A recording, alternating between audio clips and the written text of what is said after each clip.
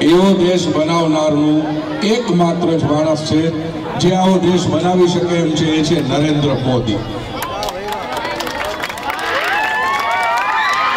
આપણી પાસે એક જ મરદ માણસ એવો છે નરેન્દ્ર મોદી, જે આ દેશ જેવો હોવો જોઈએ, જેવો થવો જોઈએ એવો બનાવી શકે. એટલા માટે તમને વાત કરવાની કે શા માટે આપણે મોદી સાહેબને વોટ આપવાનો છે, શા માટે આપણે એમને પ્રચંડ બહુમતીથી જીતાડીને મોકલવાના છે.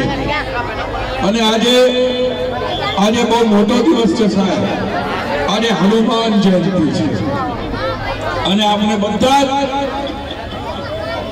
બધા જ મોદી ભક્ત હનુમાન છીએ.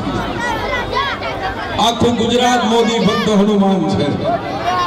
એટલે આપણે આજે સાચા અર્થમાં મોદી સાહેબને જીતાડવાની પ્રતિજ્ઞા લઈ અને આપણે આપણો ધર્મ અદા કરવાનો છે, આપણે આપણું ઋણ ફેડવાનું છે.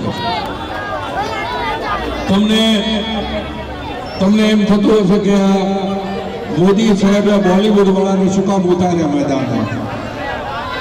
તમને એમ પણ થતું હશે કે પરેશ રાવલ આવી ગયા છે કારણ કે એમની પાસે પિક્ચરો નહીં બચી હોય, ખાલી થઈ ગયા હશે, કામ ધંધો નહીં હોય એટલે અહીંયા આગળ આવી ગયા છે. મોદી સાહેબને કહું મને ઊભો રાખો, મોદી સાહેબ એમને ઊભા રાખો.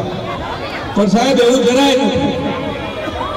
એક તો એ કે મોદી સાહેબને અમારા જેવા બોલીવુડના સ્ટારોની કોઈ જરૂર નથી. મોદી પોતે સુપરસ્ટાર છે.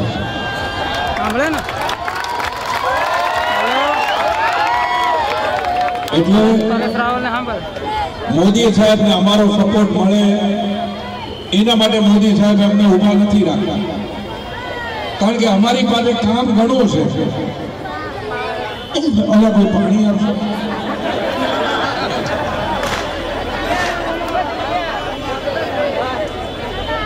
અવાજ આમ બેસી ગયો ને, હું તો ઉભો જ છું. તો અમારી પાસે તો ઘણું કામ છે ભાઈ, હજુ હેરાફેરી થઈ આવવાની બાકી છે.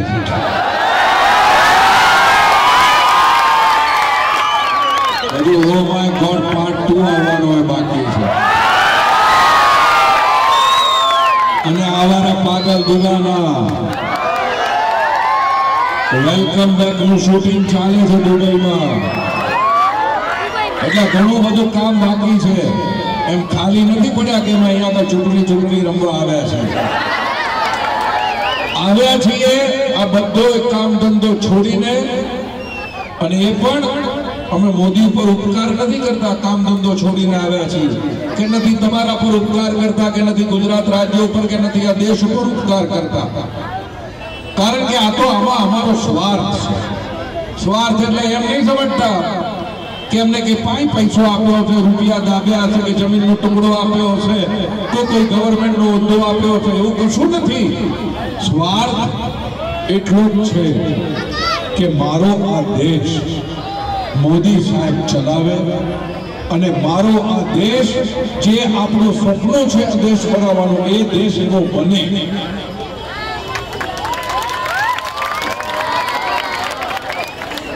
મારા દીકરાઓ જ્યારે 22-25 વર્ષના છે એમનું ભવિષ્ય સુધરે એવો આ દેશ બને. મારા દીકરાના દીકરાઓ આ દેશમાં જન્મ લે, જ્યારે આ દેશ રામ રાજ્યની જે કલ્પના કરી છે એવો દેશ હોય, એના માટે એવો દેશ થાય, એના માટે હું મારા થકી જે પણ કંઈ થઈ શકે એ મદદ કરવા ઉતર્યો છું. બાકી મોદી સાહેબ એકમાત્ર એવા છે, એક જ છે.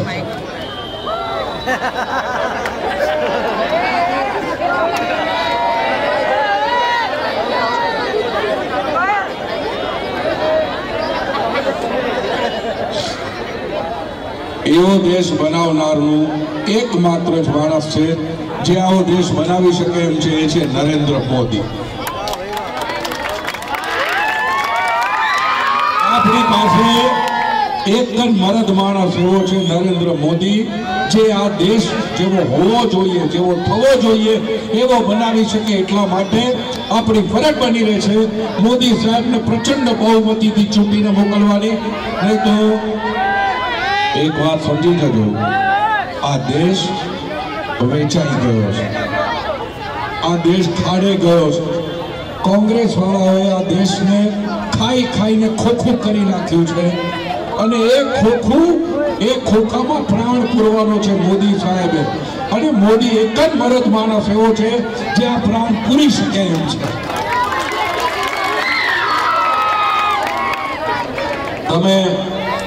તમે જોયું હશે કે કોક નોકરી વગરનો છે, કોક ઘરબાર વગરનો છે, કોક મા બાપ વગરનો છે, પણ ક્યારે કોઈ દેશ વગરનો છે એવું સાંભળ્યું છે કે આ દેશ વગરનો છે? ના, આ આપણને દેશ વગરના ન કરી નાખે એટલા માટે આપણે મોદીની જરૂરત છે। હું જ્યારે ઉતર્યો અહીંયા ચૂંટણી લડવા માટે ત્યારે મને એમ કહેવામાં આવ્યું, મારા માટે એમ કહેવામાં આવ્યું કે આ ભાઈ સ્થાનિક ઉમેદવાર નથી, આ આયાતી ઉમેદવાર। તો મારે એ કોંગ્રેસના મિત્રોને પૂછવું છે કે સોનિયાબેન ક્યાંના છે? સોનિયાબેન સરખેજના છે? સોનિયાબેન રખિયાલના છે? સોનિયાબેન ક્યાંના છે? તો જે ઇટલીના છે એને આપણે હિન્દુઓ, હિન્દુ સંસ્કૃતિએ આપણા બનાવીને રાખ્યા છે, આપણા માની લીધા છે, એને આપણે આપણા માનીએ છીએ। પણ આ કોંગ્રેસ વાળા મને, હું પલિયડ ગામનો છું, એને આપણો નથી માનતા। બોલો,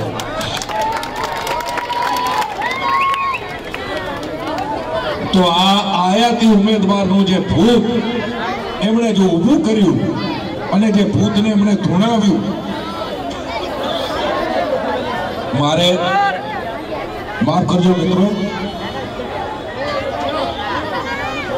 ગળું સાવ જવા માંડ્યું છે, પણ મારે તમને બે હાથ જોડીને વિનંતી એટલી જ કરવાની છે કે આપણે મોદી સાહેબને પ્રચંડ બહુમતીથી પ્રધાનમંત્રી બનાવીએ તો જ આ દેશનું ભલું છે।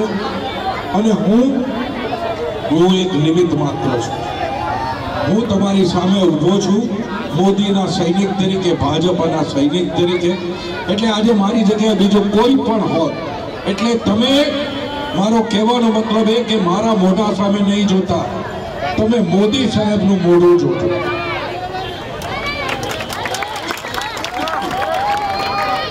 તમે મોદી સાહેબે જે કામ કર્યા છે એ જોજો અને એ જોઈને તમે મને મત આપજો, એવી મારી તમને બે હાથ જોડીને વિનંતી છે। તો હું આટલું જ કહીશ। જય જય ગરવી ગુજરાત, વંદે માતરમ।